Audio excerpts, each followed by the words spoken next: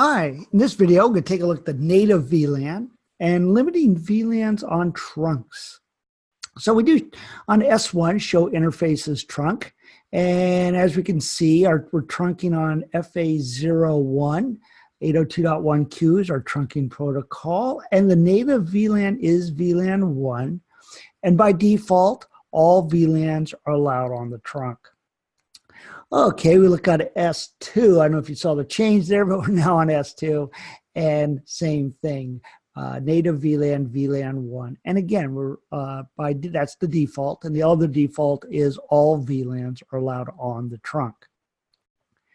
Okay, the native VLAN. So the native VLAN is assigned to an 802.1Q trunk port. We talked a little bit about it before, and we'll be talking about it in later videos as well.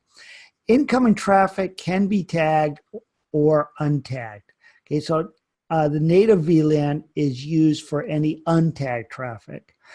Now, there is a security best practice that says to change the native VLAN to some VLAN other than VLAN 1. I haven't seen a lot of cases where it really matters, but just don't make it a user VLAN. So, if you are going to change it, you need to make sure it's the same on both switches. All right, so let's configure the native VLAN to be on a VLAN other than VLAN 1. Okay, so interface FA01, what we can actually say is switch port trunk native VLAN 200. Okay. Now we're already trunking across FA01. We showed you how to do that in a previous video. Okay, so we're already trunking. All we've done here is change the native VLAN. Okay, now notice we get a message from iOS that tells us that there's a native VLAN mismatch. That's because we haven't configured switch S2 yet. Matter of fact, we go to switch S2 and we can see that it has the same error message. So right now there's no trunking happening between FA01 and FA02. So we go at FA01 on S2, we give the same switch port trunk native VLAN 200 command. Okay. All right. It has to match on both ends. All right, so if I do show interfaces trunk now on both switches, notice that on both switches, it shows that the native VLAN is now VLAN 200. Okay. We're still allowing for all VLANs to be allowed on across the trunk. But it looks like we're only really using VLANs 1, 10, 20, and so as far as any VLANs that are associated with the switches themselves.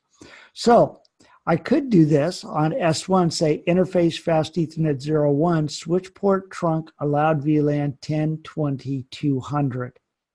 Okay, I do the same thing, switch port trunk allowed VLAN 10, 20, 200. VLAN 1 will always be go across the trunk by default. Okay, doesn't hurt to specify that in our switch port trunk allowed VLAN command, but VLAN 1 will be sent across the trunk link by default. Okay, if the native VLAN is not on the list, that's not a problem either. Okay. All right. Let's take a look. So now I do show interfaces trunk, and you can see that it's saying, okay, specifically besides VLAN 1, I am allowing VLANs 10, 20, and 200. I want to back up real quick here. Specifying 10, 20, and 200 here. There's separated by commas and no spaces. It's kind of a gotcha during the configuration. Okay, so it shows us on both switches which VLANs are being allowed across the trunk link. Okay, so again, we're just allowing those VLANs that we know we have explicit control over, those that we've explicitly configured, I should say. All right, in the running config, okay, we can see that interface fast Ethernet 01 switch port. So there's our switch port mode trunk command. Okay, so that's the command that makes us a trunk link. Switch port trunk native VLAN. There's our native VLAN, which agrees with S2. And these are the VLANs we're allowing across the trunk link, along with VLAN 1, of course. Okay. All right. We can see some of those ports. Now, one of the things I want to mention here is, so notice these are the ports here that we just didn't do any configuration changes to them. By default, they are in VLAN 1. Okay, so notice that these other ports like 13 and 14, we've assigned them to specific VLANs and said switch port mode access. Okay, these VLANs here, these should actually, a couple of things. They should be in a garbage VLAN. So we should say switch for these, like 11 and 12. We should give a command similar to this, switch port access VLAN, and give it our garbage VLAN, like 777. Okay. Also, put them in the shutdown state. Okay. And the other thing you should do is switch port mode access. Okay, to make sure that it is an access port and not going to be a trunk port. Okay. So then when you actually do use these ports, you put it in the proper VLAN, you take it out of shutdown. And if it is going to connect to another switch, then you change the switch port mode access to switch port mode trunking. All right, just some best practices there for you right now. So interface VLAN by default is our switch virtual interface.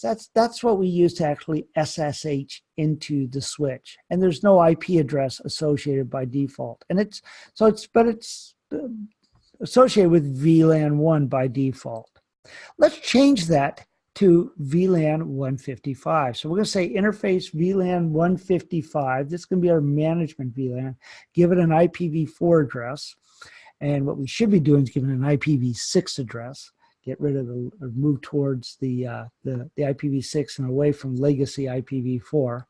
We do a no shutdown command. Okay. And we can give VLAN 155 a name if we want.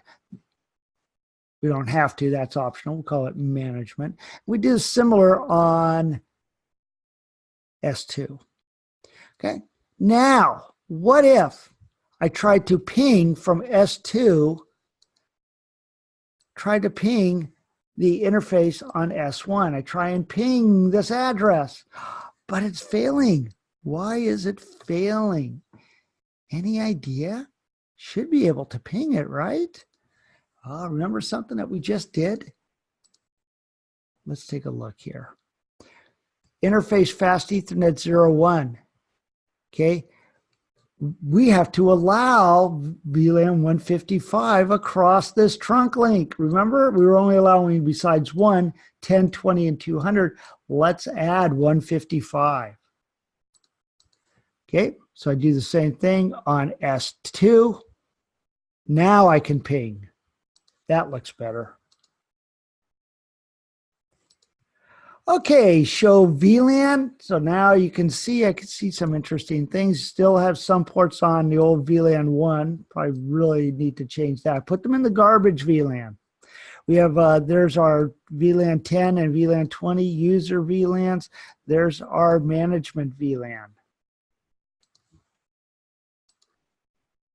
Okay. Show interfaces trunk. There we go. So now you can see, we see VLAN 155 there.